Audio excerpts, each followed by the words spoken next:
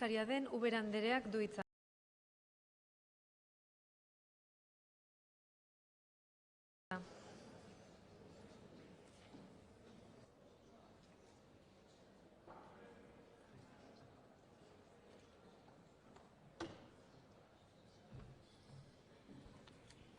Mahaiburu anderea, sailburuak, legebiltzarkideok, egun on guztioi.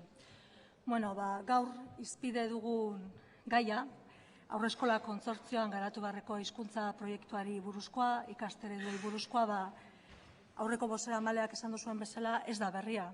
Etxe honetan, makina bat aldiz eztabaidatu duzue eta eztabaidatuko dugu zalantzarik gabe gai honen inguruan. Gaur proposatzaile berak, aurreko legegintzaldian berak oso ondo esan duen bezala, proposamen bera jarri zuen mahai gainean. Esango genuke desberdintasun txiki batekin. Lehenengo puntuko azken esaldia ez zuen proposatu, bere proposamenean txertatu, naiz eta orduan egin zuten erdibidekoan, gehitu egin zen. Eta esaldia ez zen nolanahikoa, ez da nolanahikoa, ze askotan erabiltzen dugu eta gaur ere erdibidekoan hortxe daukagu txertatua. Respetando en todo caso la lengua materna de los niños y niñas. Esaldi magikoa, distorsionatzailea eta ankerra. Eta haurreskolen dekretuan, lehen ere EAJ-ko bozeramaileak aipatu duen dekretuan, 287/2002 dekretuan, jasotakoa ere errespetatzen ez duena. Hori bai, gizartera begira, azaletik ikusita behintzat, politikoki oso zuzena geratu daitekena, ematen duelako errespetua eta askatasun aukera jasotzen dituela bere baitan.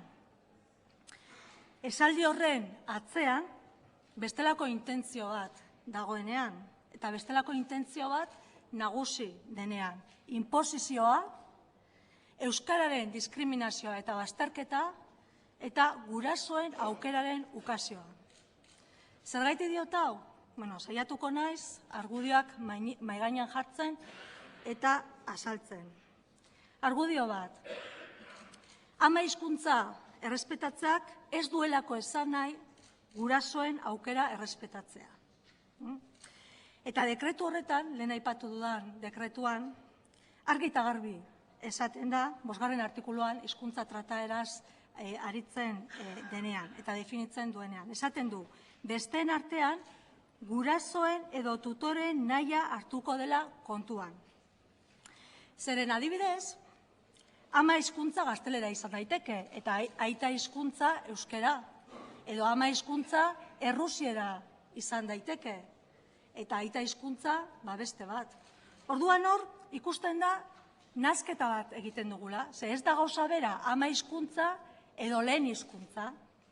Eta hemen kontzeptuak nahasten ari gara.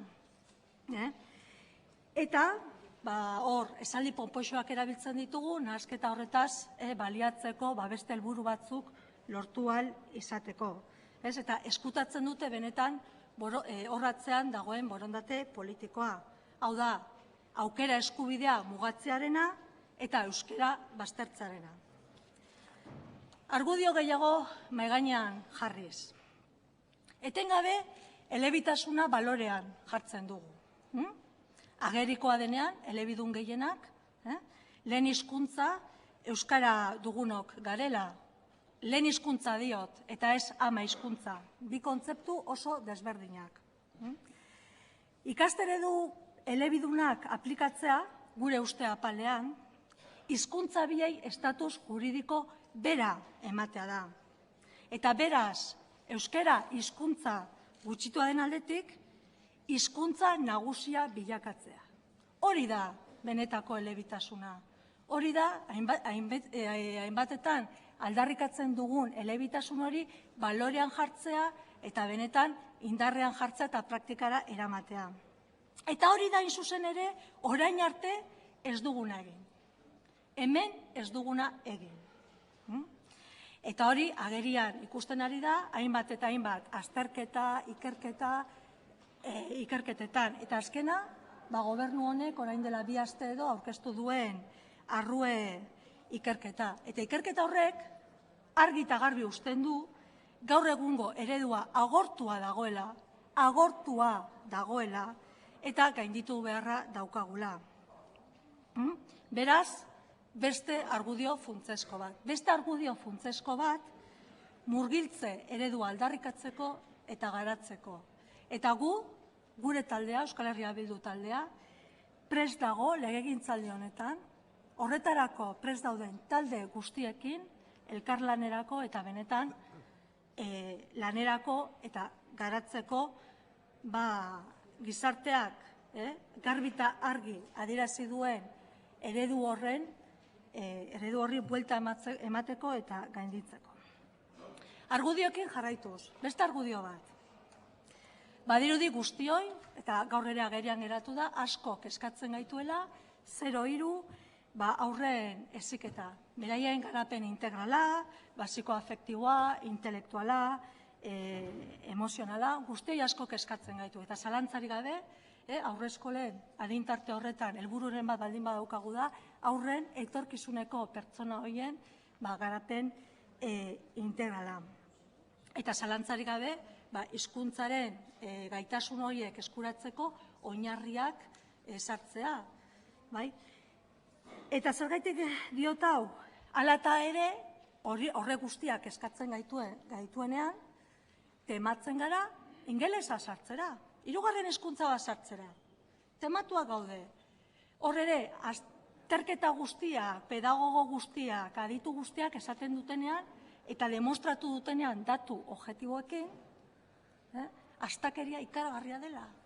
Eta guztiz kontrako efektua lortzen dela. Beraz, zertan ari gara? Zein da gure helburua? Iruditzen zaitor, erantzunkizu bat badaukagula, Kamara honetakoak, legeak, arauak egiten ditugunean eta garatzen ditugunean. Edo horren atzean dagoen helburua da benetan euskara baztertzea. Hizkuntza eskubideen erabilera politikoa egitea. Hori da, atzean dagoena. Garbitz egin beharko dugu, zintzoak izan beharko gara.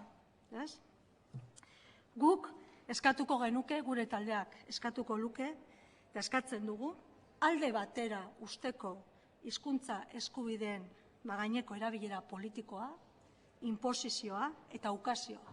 Usteko alde batera. Eta benetan, goazen bermatzera, euskerak merezi duen trataera erakundetatik.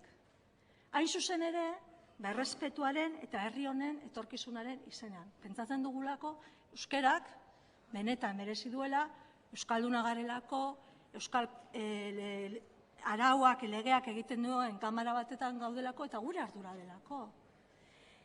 Eta gaiari hor ikusten da, nola funtzionatzen dugun, ez dakit konturatu zareten.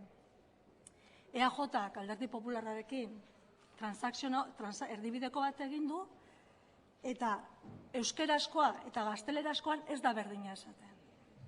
Orduan, esango didazue, zein dan jatorrizkoa eta zer dan bozkatu behar duguna. Hor ikusten da nola funtzionatzen dugun. Bai, eta egia esan guk erdibideko honekin pizkatxo bat harrituak, kezkatuak eta triste geratu gara. Ze EAJak ze premia zuen, atzera pauso bat egiteko, ze premia zuen erdibideko hau egiteko eta Alderdi Popularrak aurkeztutako eztabaida faltsu horretan jausteko. Ez dugu ulertu. Orduan, hasteko eskertuko genuke mesedez, esango diguzuen zer erdibideko bozkatu behar dugun, zertaz ari garen hitz egiten gai honi dagokionean. Torra aipatu duzue errealitatea kontutan hartu behar dugula. Noski baietz, errealitatea ezin dugu ahaztu.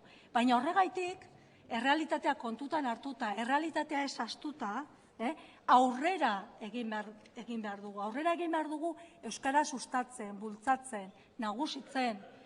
Euskara hizkuntza gutxitua delako. Eta ez da guk esaten dugulako, Euskal Herria Bilduk esaten duelako. UNESCOk esaten du. Galtzeko arriskuan dagoen hizkuntza badelako. Orduan, Goazen erantzukizunez jokatzera, goazen lehiakortasunez jokatzera. Eskerrik asko. Eskerrik asko, Ubera andrea. Erantzuteko txandan, Euskal Talde Popularraren